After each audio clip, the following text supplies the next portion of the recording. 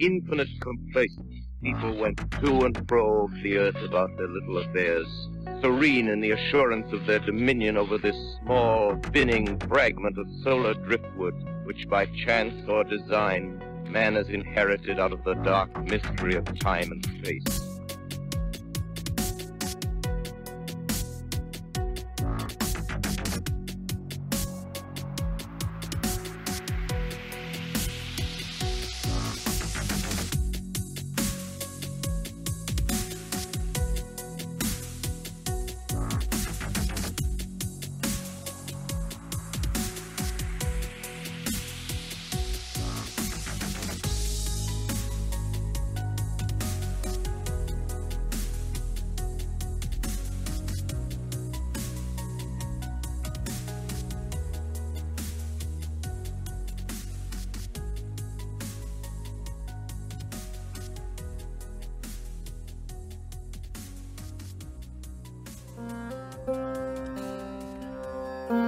We live our entire lives knowing that death awaits us. Many believe that some part of us endures. Eyewitnesses swear to have seen spirits of the dead haunting the living, and even appearing during alien abductions. Is the UFO mystery reaching out to us from beyond the stars, or from beyond the grave? This staggering implication demands not only scrutiny of the UFO phenomenon, but near-death experiences, ancient monuments, ley lines, the Feyfolk, cryptids, and more. I'm Joshua Cutchin.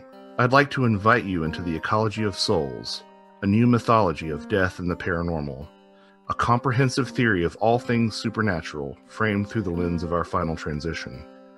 Join me as we journey from the depths of prehistory to the present, from the outer space of the cosmos to the inner space of the self. Ecology of Souls, Volumes 1 and 2, now available from Amazon in print and as a combined ebook. Welcome to the Ecology of Souls.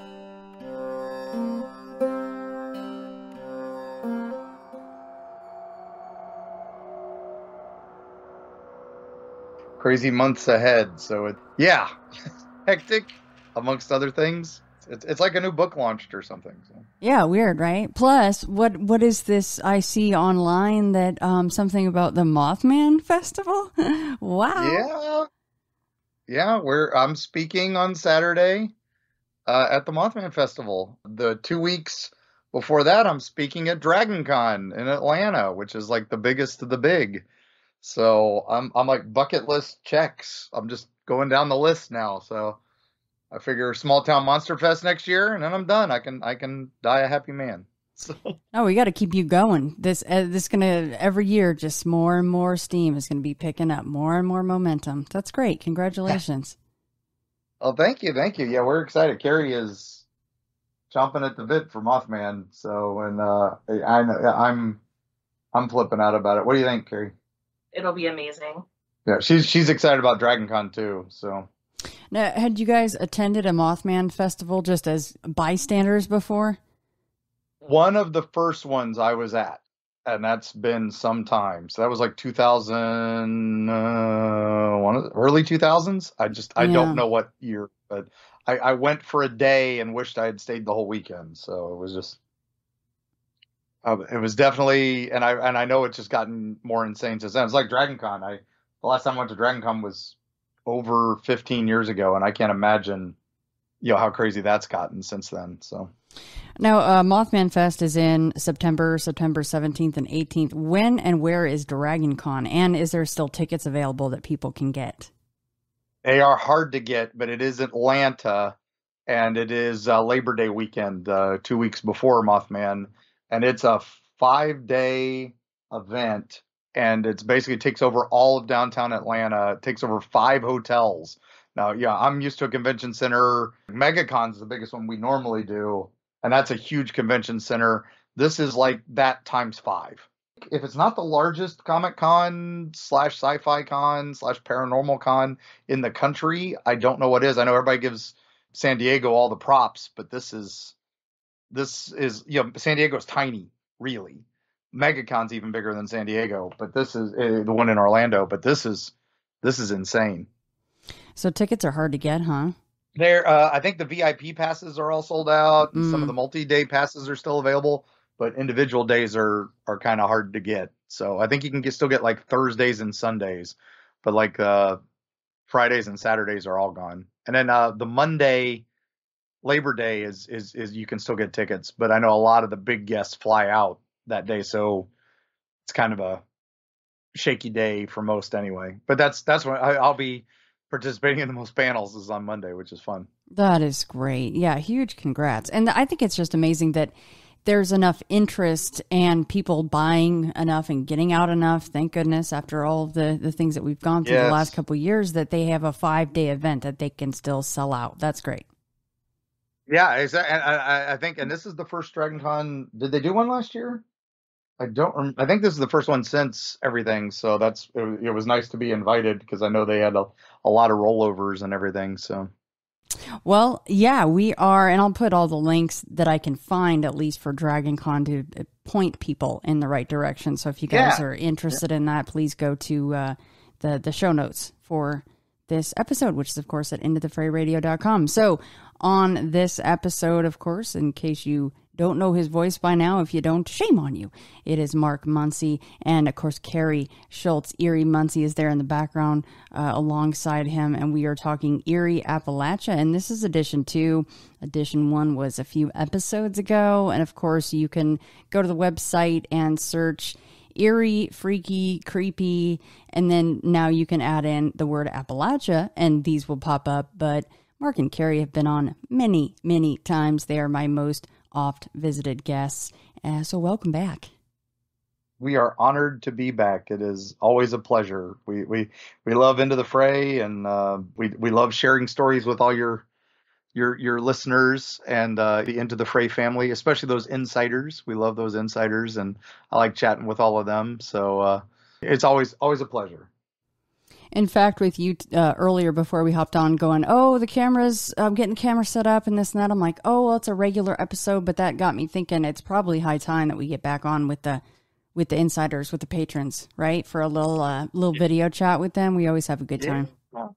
Yeah. Kari can show off some spiders. She's got a whole new batch of the jumping spiders just hatched. I know you'll love to see those, Shannon. Well, yeah, if you can hold the little tiny ones that have all the eyes on the front of their face, that would be great. I don't know about the jumping spiders now, huh? How far do they jump? Not very far at all, really. Oh, okay. You're talking like, from your hand to the ground, if that, it's maybe a foot, if they really, really try. Some of them get brave.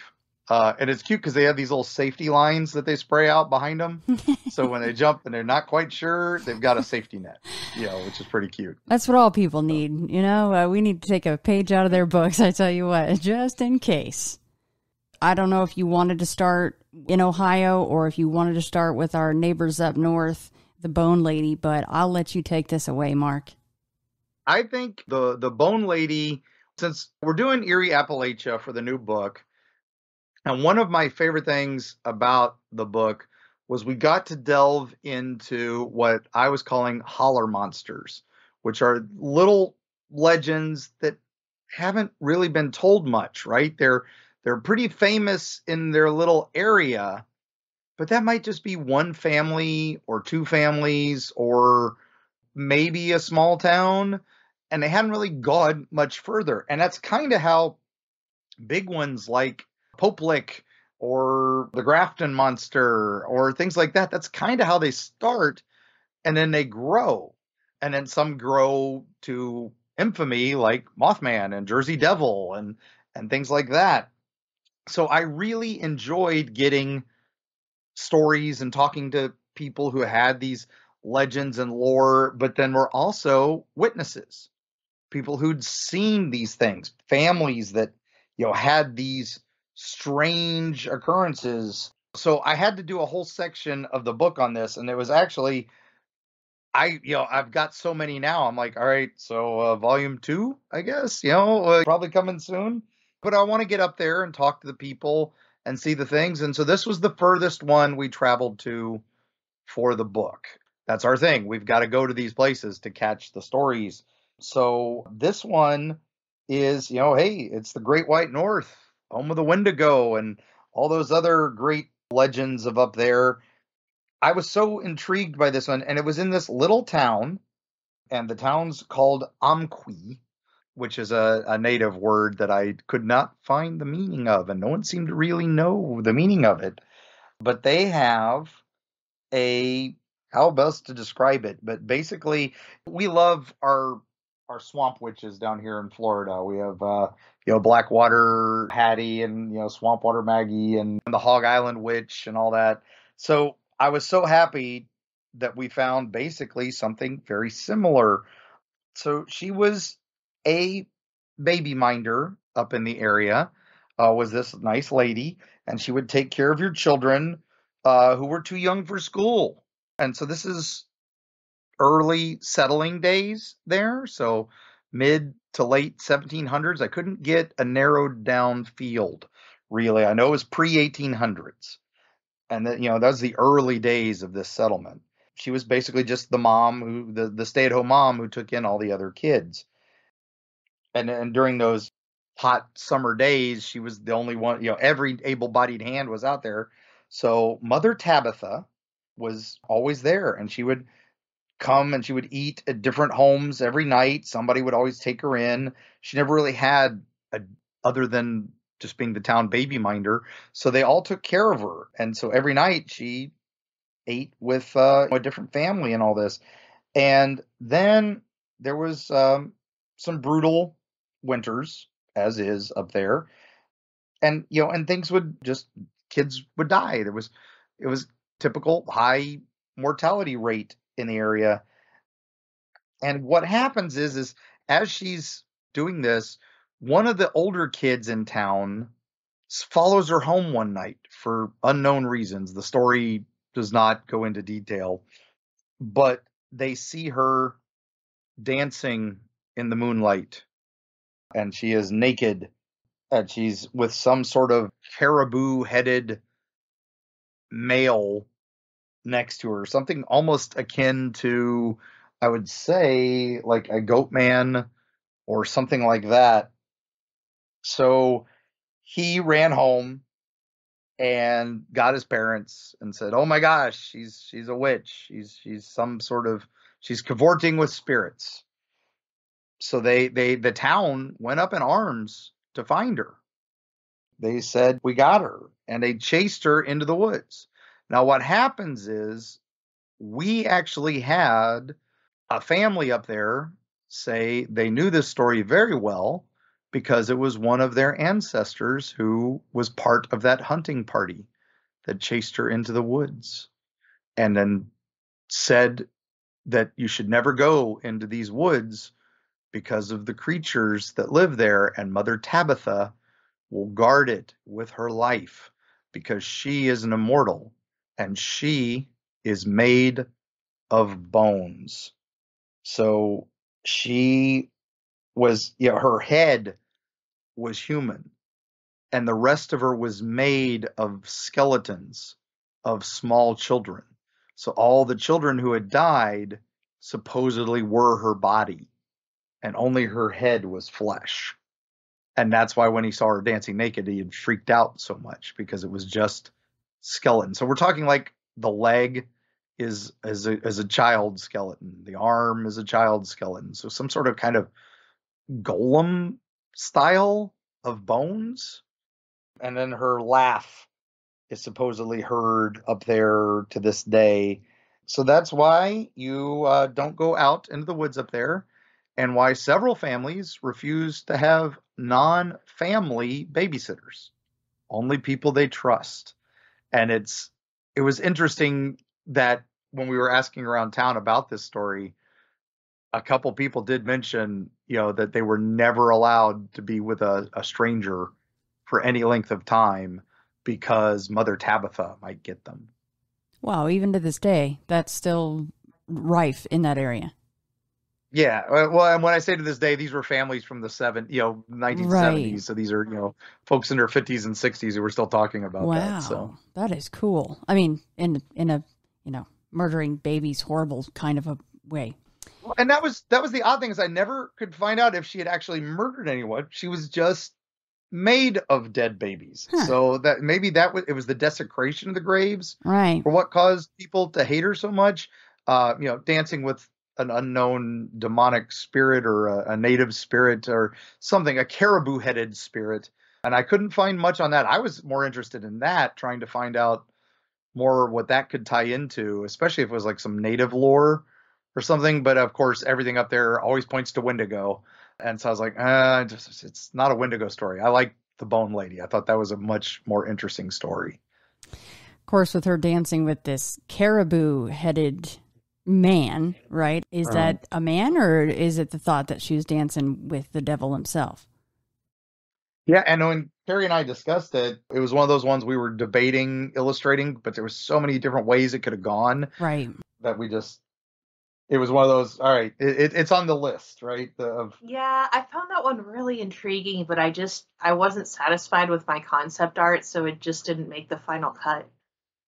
And I could see where it could spiral in so many different directions, right? And it would be hard to pinpoint that in your brain and be like, okay, this is conceptually what I saw, especially since she supposedly maybe had entire skeletons for each limb. That would be very interesting to try to put down on paper. Some things are left better in the reader's eye, so right. I'm sure people can imagine something worse than I can depict. Yeah, exactly. Hearing that story from the family, and then so wishing we had some sort of recent sighting or recent witness to go by, but it's just one of those stories that's gotta be kept. I would hate to see that die.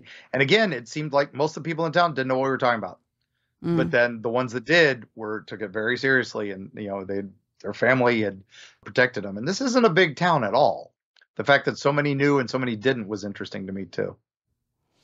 The subject we find that in a lot of cases. Yeah, absolutely. And lately the theme has been laughing, whether it be children or adults or non-human entities, whatever it may be, but laughing. So here's another story of laughing where it would be creepy or it shouldn't be happening.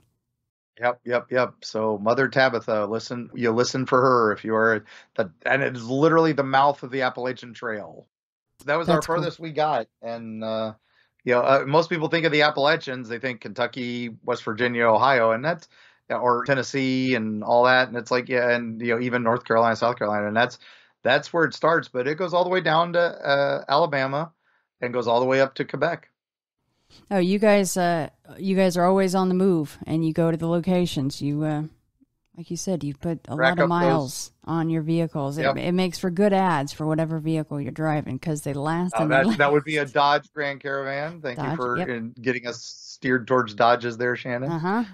We just did a trip yesterday with the great vloggers Tampa J and Chris the Girl.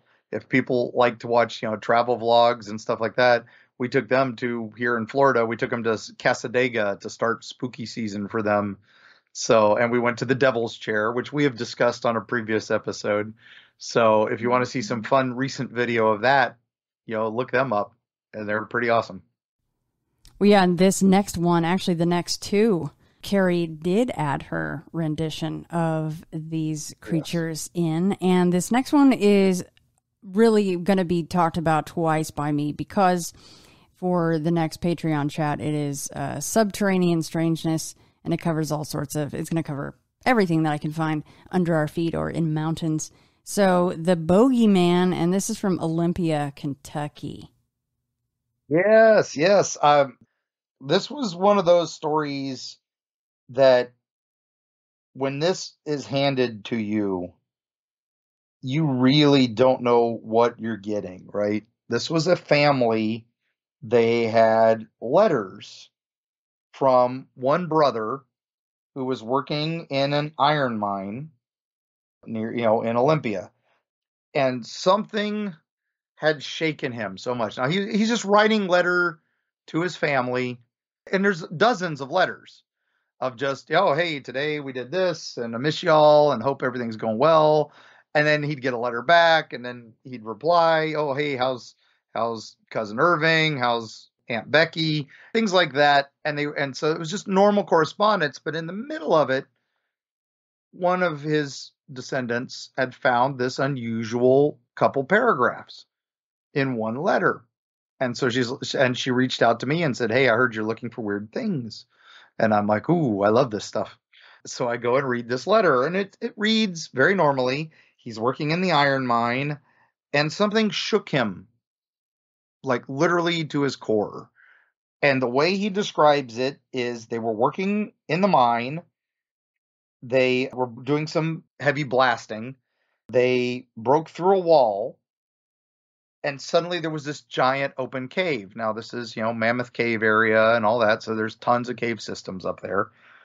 And in this open cave, they were very shocked because they saw a dead bear carcass, and it was being feasted on by what he described as large, squat, toad-skinned men with scraggly hair just eating the bear carcass. And they just kind of, the way he describes it is they didn't even care that the wall had come down or that these men were staring at them. They just kind of looked over at them and then went back to feasting on the bear. Now, the miners, guess what they did? They fled. We don't want anything to do with this. This is insane, right? These things killed a bear and they're eating it. They're going to eat us. So the miners refused to work. And he said, he wasn't sure what to do. He was afraid to go back to work the next day, asking his father and his brother for advice, right? What do we do? He just talked about him hunched back, pale eyes, these little things. It reads like something out of a Lovecraft story or something. I'm like, wow, this guy actually wrote really well and very descriptive. Kari was able to use that to a T. And we both, as we're reading this, and I'm looking at her, I'm like, that sounds like freaking Gollum from Lord of the Rings, right? It was just such a crazy description. So the letter that he gets back from his mom says, well, the miners should, the mine company should take care of that. They should something in there to flush them out or to vanquish them, I think was the word. And so he sends back a few days later. The mining company did take care of it. They hired men, bear hunters, to come in and take care of the bear problem and the creatures. Now, he called them the Bogey Men. Yeah, he took care of the bears and the Bogey Men. He saw them carted out onto the big cart. And so the men were good to go back to work. And then his next question was like, so when's the wedding? And he's talking about some family wedding that was coming up and that he was going to come back and visit soon. And that's all it is these two letters. I have this story. Now, what happens is this mine, right? We are looking through the history of the mine after this to try to find, okay, what day did they do the blasting? What day did they do this? The hunting party. I'm trying to see if I can find when that was hired. The bogies were carted out. So where did the bodies go? All that. Of course, this is 1870s, not exactly known for record keeping. So we couldn't find much more on that. The only thing we did find was that a number years later, 1885, the mine was digging deeper in the hopes it had kind of gone dry in iron and they were looking for a new vein. And they set some blasting charges and lit it, and then nothing happened. So the miners come checking out. Oh, why didn't it go off? Did we use the wrong fuse? And when they got close, of course, that's when the explosion happened. And we know at least 5 died in that because there were 5 mentioned in the newspaper article about it. But the final tally was never confirmed.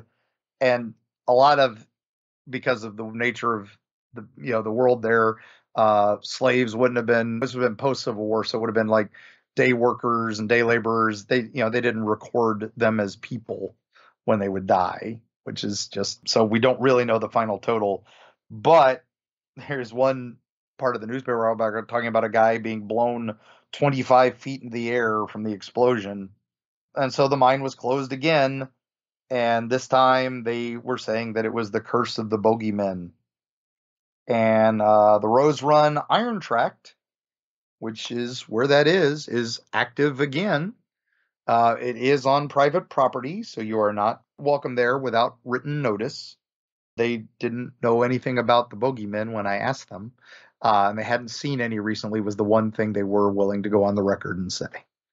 So, well, that's a bummer. I mean, probably good for them, considering if we're going to tie the 5 or 6, however many deaths, right, 10 years later, probably a good thing they didn't see them. So a couple things, of course, stand out, and that is the fact that it's a very specific type of a story, right, of this report of these things that this guy comes up with, especially since it's essentially peppered into very mundane letters that he normally writes. And then the fact that when you're talking about cave dwelling whatevers, they're almost always blind, and they've got these white eyes. They don't need the same type of eyes that we do.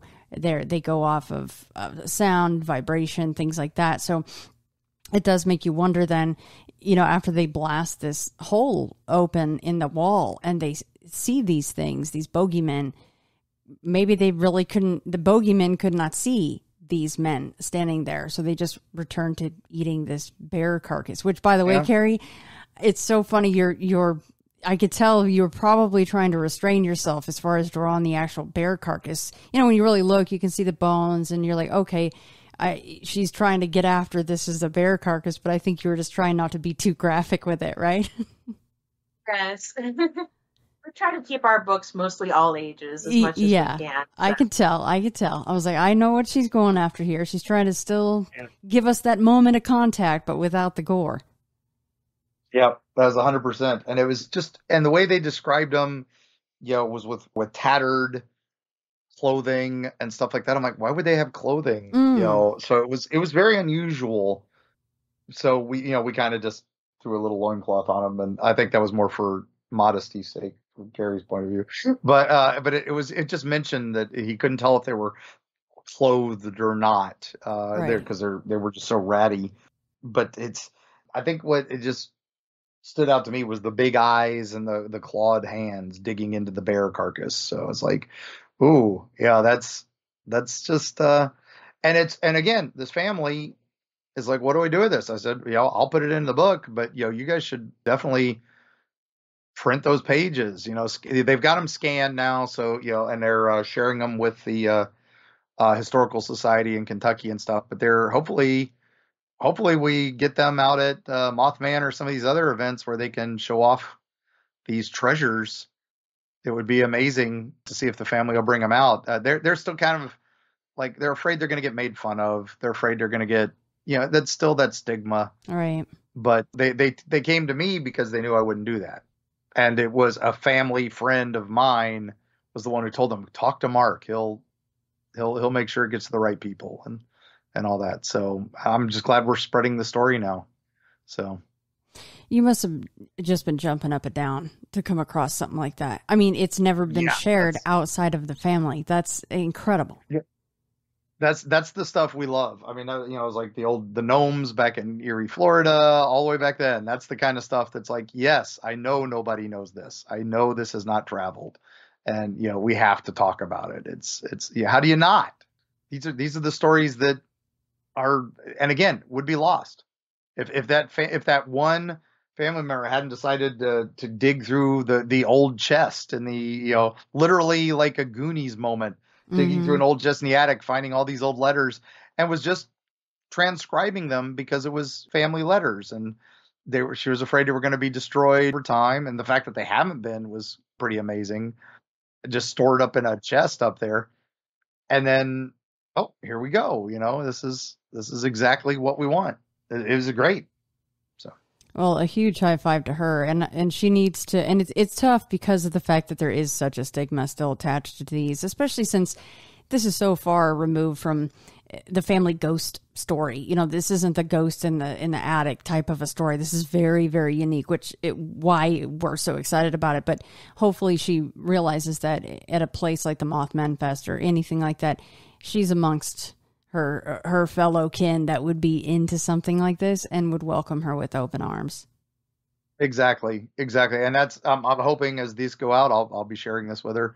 And hopefully she'll realize that, hey, these people, you need to, these things need to be shared, and we love it.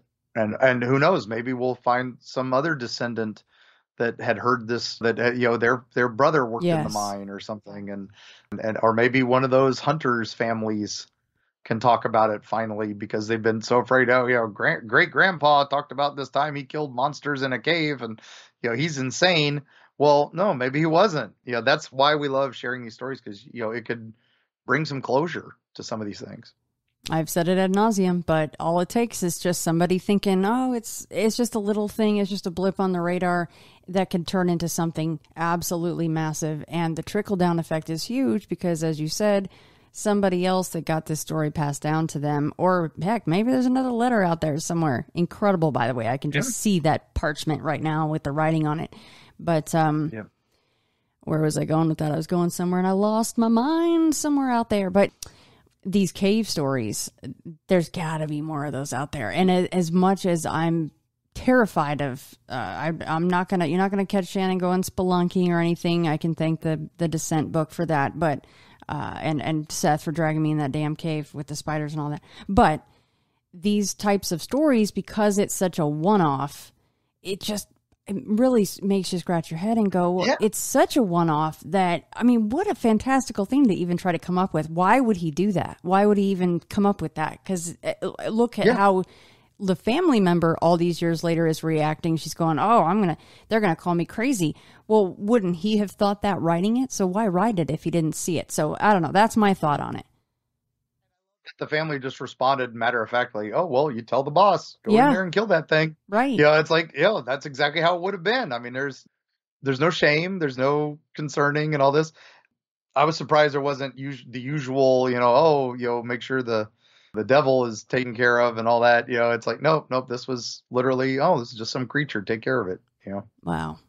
Cool find, you guys. Huge high five on that. And the biggest high five, of course, to the young lady or the woman that was had mind enough to go, okay, this is really something important that we need to get out there for the data point. So awesome.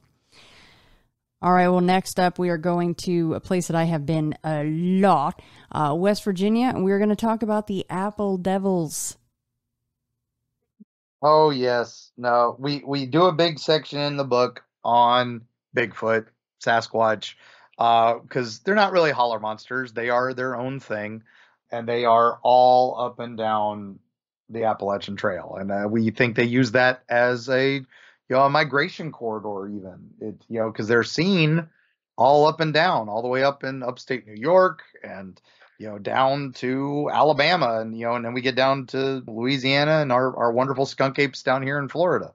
Of course they could use this. There's so many miles and miles of area that they're, free to travel.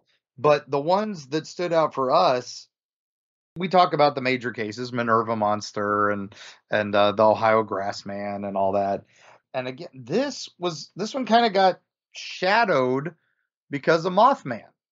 He was in the shadow of Mothman. It was at the same period, the late 60s. And it was in the southeastern part of West Virginia. So right on that Ohio-Kentucky triangle there.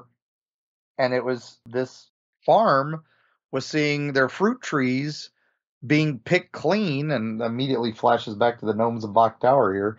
But out there they see what they said look like monkey men with very long arms just grabbing the fruit from their trees. Now, one of the things that you kind of find from this is these things are shorter than your average Sasquatch, and most of the descriptions said, like they were like 5 feet tall or less. When we're used to Sasquatch stories, 6, 8 feet tall, big hairy things. These are like 5 feet tall or less, but with really long arms, like double the length of the body in some cases, or just unusually long as like every description.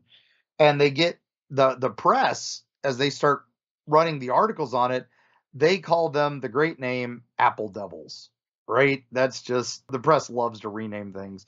And this is the same press that renamed, our flying guy, the Mothman. So they didn't really make noises.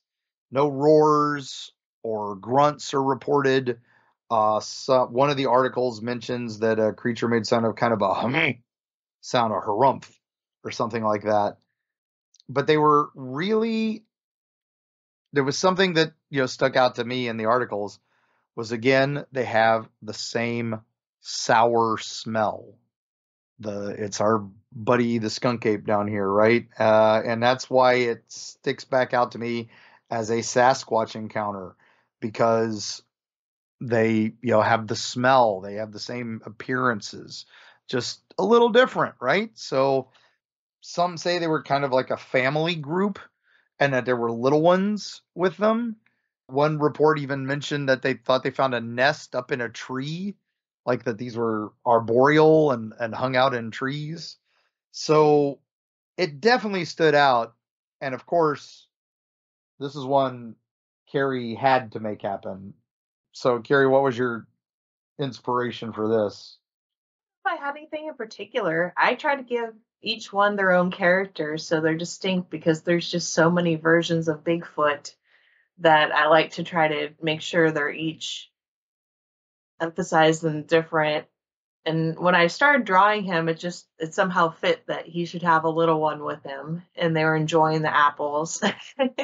Yeah, they're definitely the happiest Bigfoot I think I've ever seen you draw. So I'm right up there with Bart and Booger.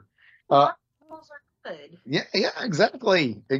And then, and again, these were supposedly chased off by hunters.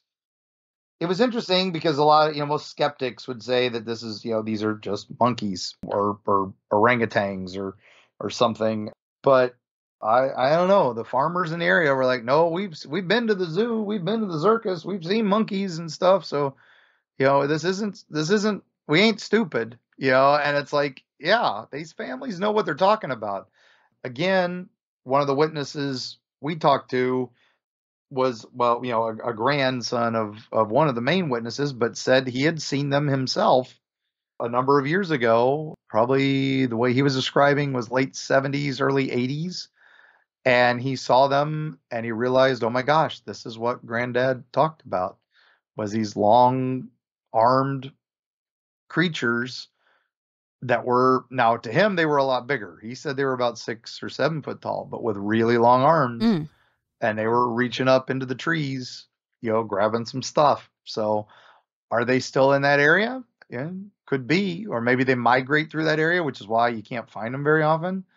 Are they arboreal? We've seen stuff like that. Bigfoot hunters have seen stuff up high in the trees now. So maybe that comes from this tribe, or this branch of the Sasquatch family.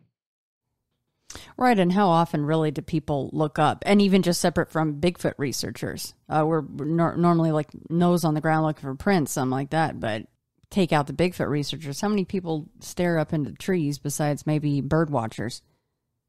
Yeah, exactly. And if we've been out in swamps and woods with teams, and suddenly I'll look up and there'll be something where somebody's carved something at the top of the tree, and the Bigfoot hunters I've been with like a dozen times, like, I've never seen that because I'm always looking for tracks. Mm-hmm.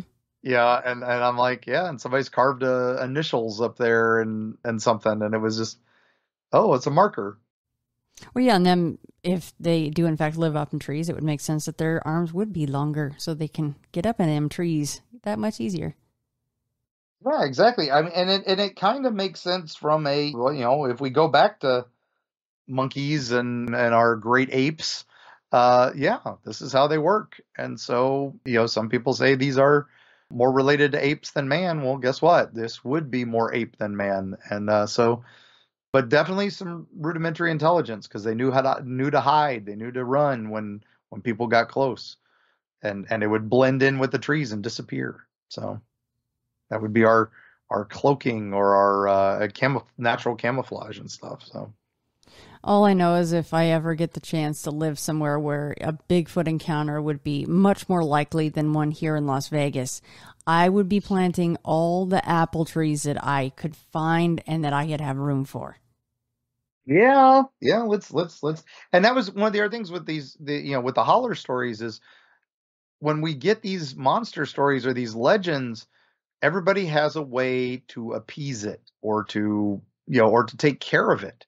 They see these things as the wise creatures that guard the farm, that protect the thing. Most of the people who were talking about that, back in the day, it was stealing their fruit, but the family liked it because it protected the farm from the other things. So they started planting special trees just for them. And that would be where we talk holler monsters. The back of the holler was always making the offerings to the people of the mountains, the old man of the mountain, which is their Sasquatch, stuff like that. So they have the most incredible names. I mean, I think it's kind of rude to call them apple devils, but, I guess if you really wanted to go out and get some apples for your apple pie and they were gone, you might call you little devil, something like that. So. Yep. Again, I think that's the press more than the folk in the area. Yeah. So. Granny can't make her apple pie, though. She doesn't have any apples, so she might call them little devils. Yeah. I know I'd be upset. So especially if my granny could make her apple pie, I'd have been very upset today. Sorry, my mind is like so loopy today. It's just one of those days. I'm just I'm so random today. Like I said, it's been a heck of a month. We're all good, right? So. All right. So last but not least, we're heading north a little ways, and we're going to Ohio for the Moonville Tunnel. Yeah. Now this is one of those. Even if it wasn't haunted, it's just such an amazing place to visit, right, Kari? That's honestly one of my favorite places we went. Yeah, on this. It was it's a short hop from the Ridges, so near Athens. So if you want to go do your spooky tour, you can start over there, go to the Ridges, the old asylum, and which is now part of the university there.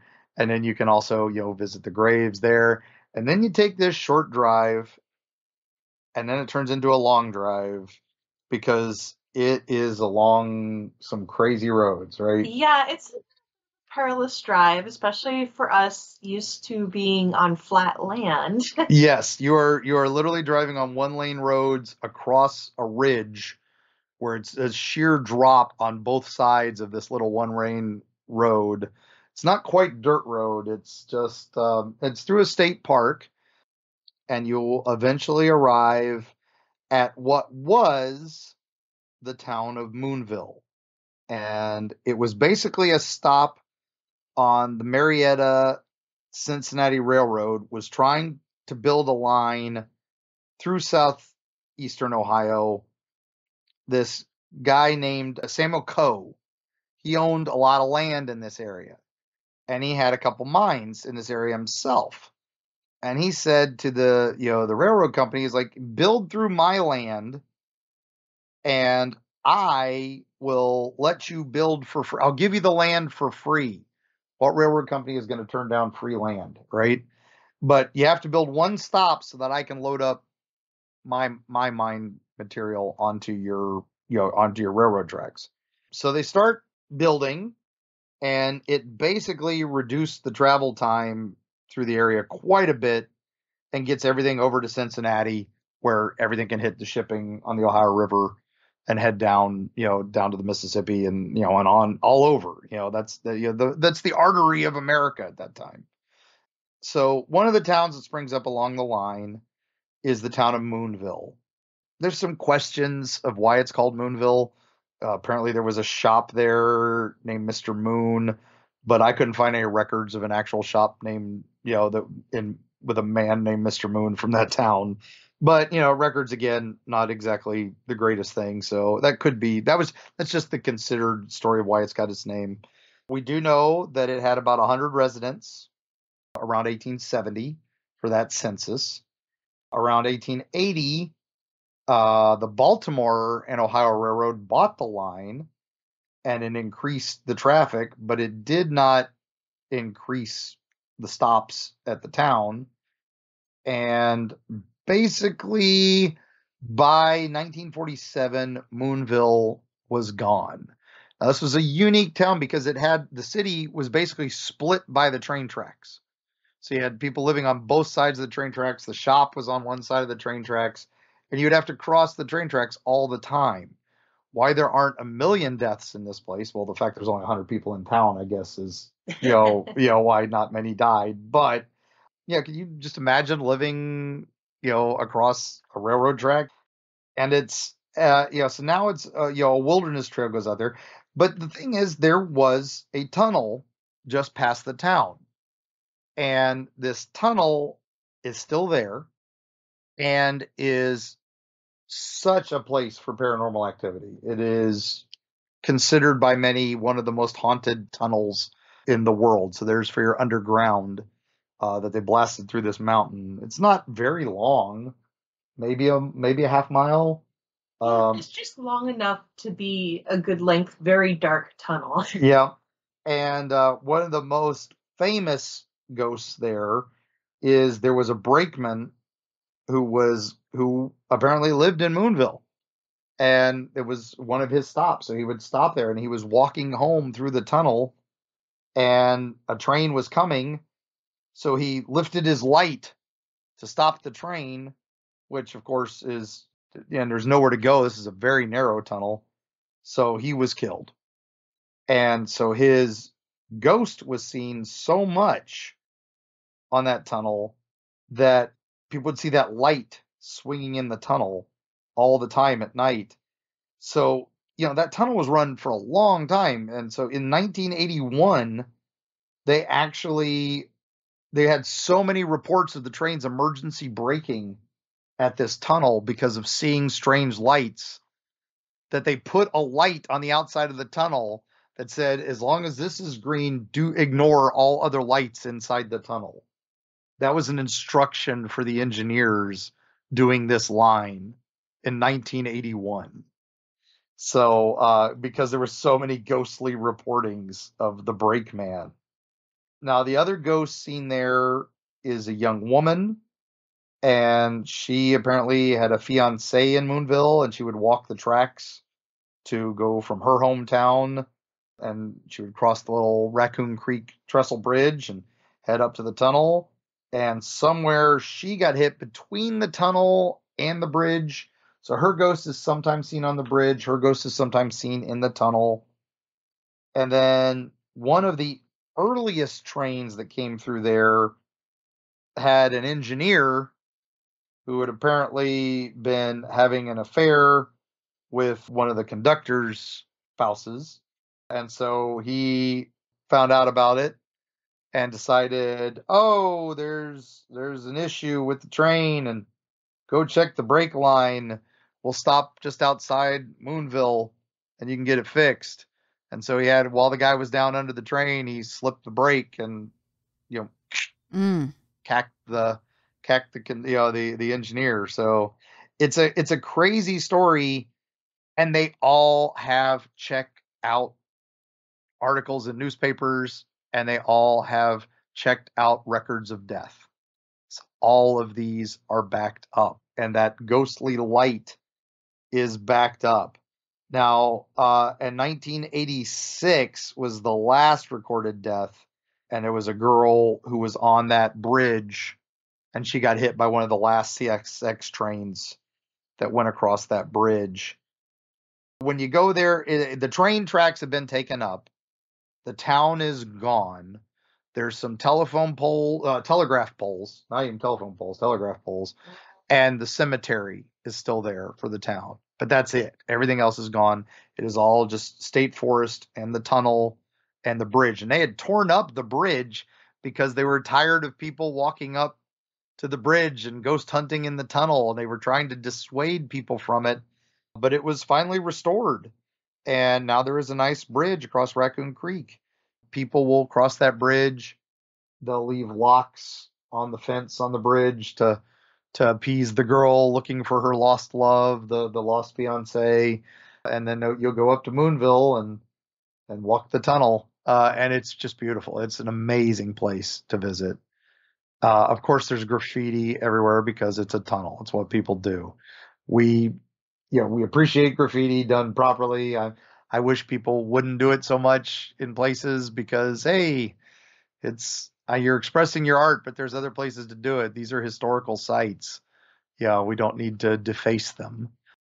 Go and experience these places. They are amazing. And this is 20 minutes from Athens. If you're there, take the drive, head out to Moonville, enjoy a day. You can camp out there in certain areas as long as you let people know you're coming. So it's nice.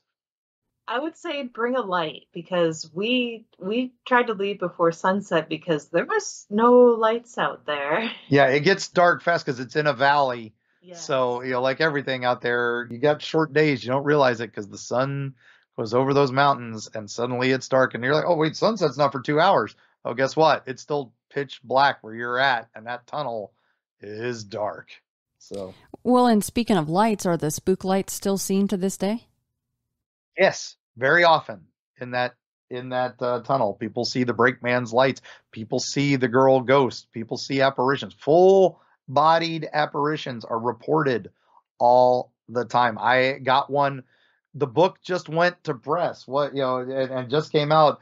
The next day, somebody emailed me and said, I was just at Moonville and I saw a strange lady. I had no idea there was a lady ghost because she'd only heard about the brakeman. So she was so happy. She had just read the book 2 days later, and she was so excited because Moonville was in it, and then read it, and she was like, oh my gosh, that's what I saw. So it's she was seen this year, not even this year, just a month ago. So definitely Moonville should be every paranormalist's top hotspot in that area, I think. And I mean, there's so much right there. So, but what a fun place it is, and beautiful. We were there in the fall, so the leaves were all turning and falling. And we just hit Mammoth Cave, I think, the day or two before that. Mm-hmm. And so that was just a beautiful trip. We timed it just right for all that. If you're going to go down in the Underdark, there you go. Yeah, you just got to watch out for them Hadals. That's all. The Bogeymen / Hadals. They're obviously Hadals. Hadals, yep. Or yeah. What was we heard? We also heard them called the Huntington Hobgoblins. Mm-hmm. But they got, that was basically our story of the Bogeymen, and it had just been transplanted to Huntington. So, and I was like, wait a minute, that can't be the same story. And then it wasn't. It was different enough, but I couldn't get enough on the Huntington Hobgoblins to really get a story in. But it sounded so close to that. I was like, oh, that might be the same creatures. So I'll dig up more on them as I can. So.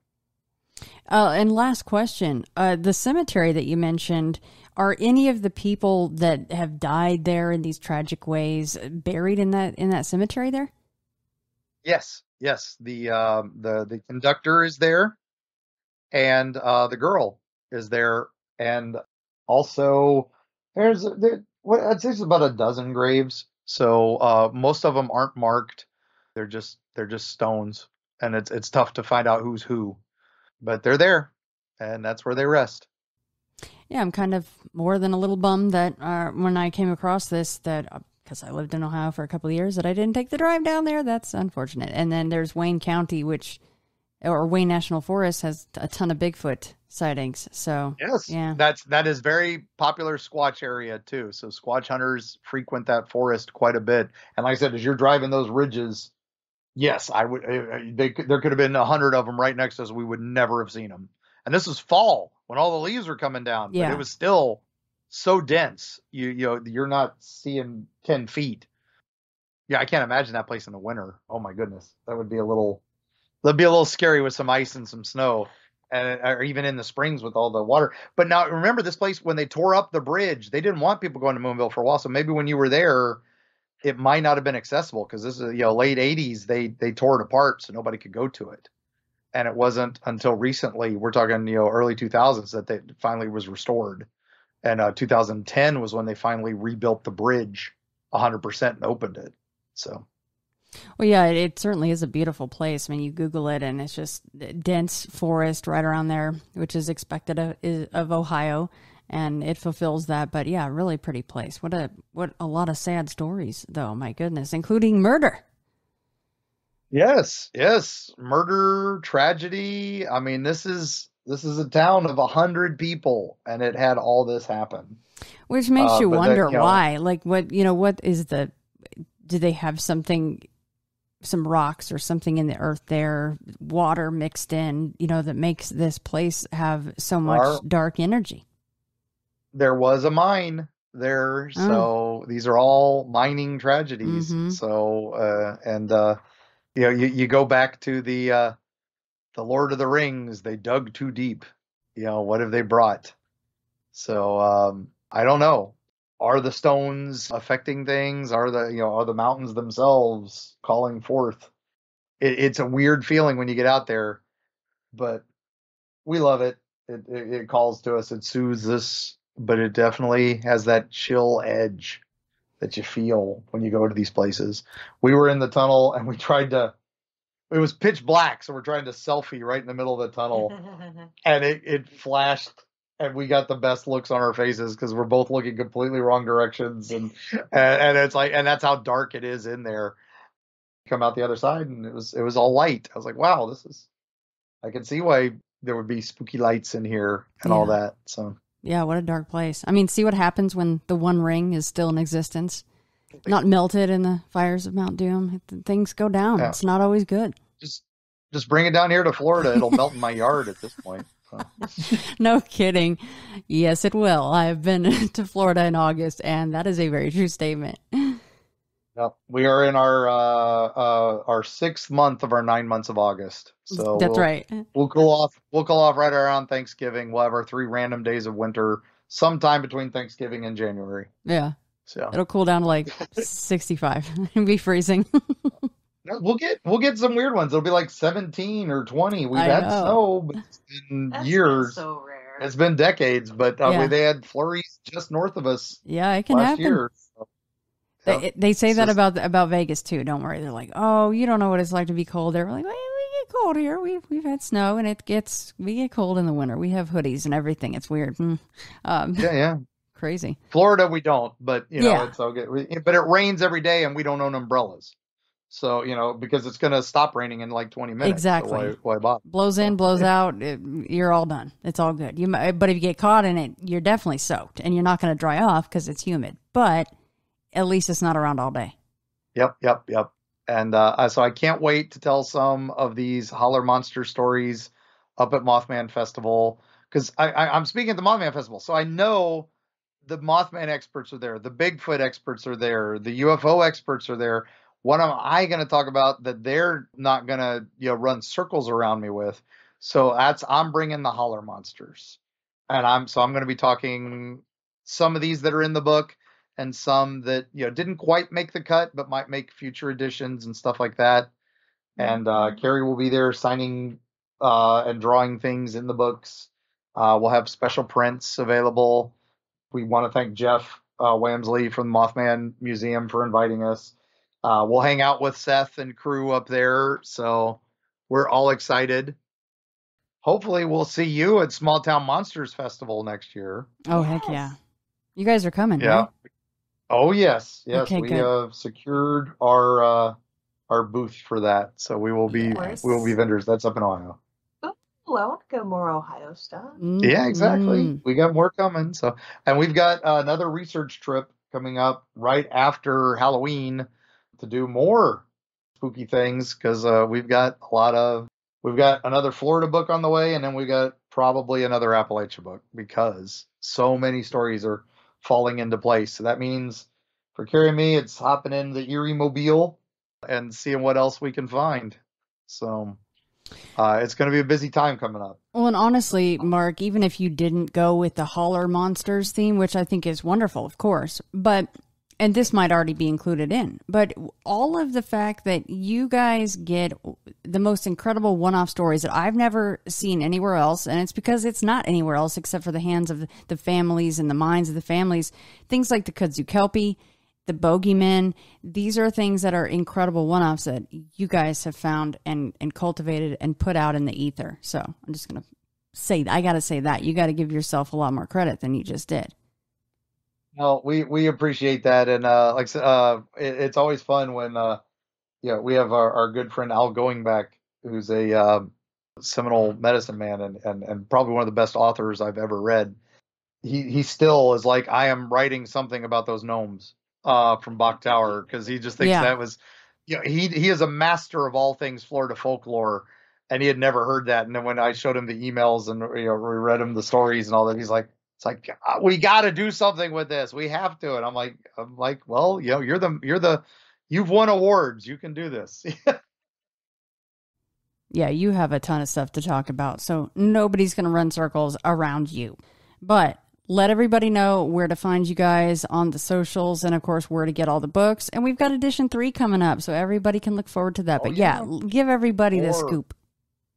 Well, you can find us at Eerie, Florida for most of our stuff. EerieFlorida.com or at Eerie, Florida on the socials. We've also expanded to at Eerie Travels, where you can find our show that we do for a local station down here in Florida. It's on YouTube, Eerie Travels TV. You can find some of the first few episodes are posted. Season 2 starts filming very soon. We had to close down for a month when we got hit by the dread virus. But we're back on the road. Things are going great. You can get our books direct from us, where Kari will do some magic in them for you, some illustrations, and I'll write some words of wisdom. You can get that from our websites, EerieFlorida.com or EerieTravels.com. But of course you can find our books any fine bookstore, and then you can also find us at all the events. We'll be like the Mothman Festival. We'll be at DragonCon. DragonCon, I'll be with the Bard's Tower booth, which will be a lot of fun. There's a lot of authors there for that. So if you're looking for Jim Butcher, he'll be there, and I'll be just a little ways away from him, which is crazy. If you haven't read Jim Butcher's books, those are amazing. He writes the Dresden Files, which is basically what if Harry Potter grew up and became a badass detective and had to deal with fairies and Bigfoot and monsters. So a lot of fun.